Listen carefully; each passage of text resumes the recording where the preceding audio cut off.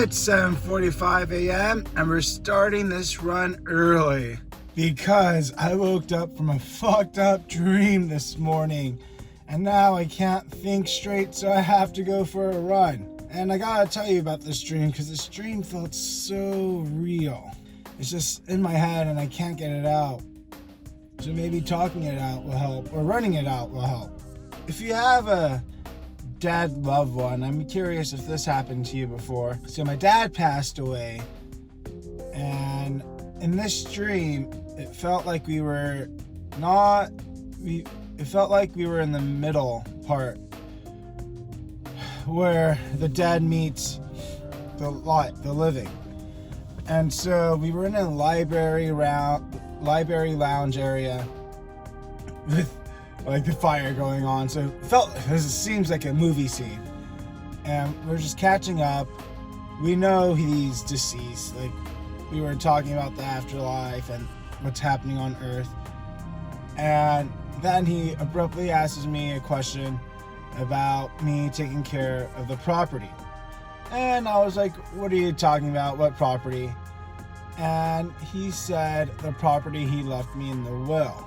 Backstory is my dad had two families. The first family, he had 3 kids. I was part of the 3 kids and I was the youngest there. And I had an older sister, older brother. And then a few years went by, he started another family. He had I have 2 younger half brothers. Backstory done. When we got the will after my dad died, there was nothing for his first 3 kids, which was shocking because we all knew my dad's favorite kid was my sister. I mean, she's brilliant, she's lovable, she's my sister. She's the smartest one, the nicest one out of all of us. So it was a surprise from the whole family. I honestly, like, it was hard to cope with, but I coped with it. I learned, moved on. But the stream fucked me up. So basically, so when we saw the will that my stepmom presented when my dad died, it didn't look real. It wasn't in a binder, it wasn't professional, but some people do it like that, I get it. But yeah, nothing, and there was only like 4 papers. It didn't look like a real will. And, but she was POA, so she could change it if she wants, but it looked really old. Yeah, so we got nothing. So back to my dream. Oh yeah, so he was like, the property on the will, did you take care of it? I'm like, what will? What will? What property? Because we got nothing. And then he goes, well, no, that's a lie.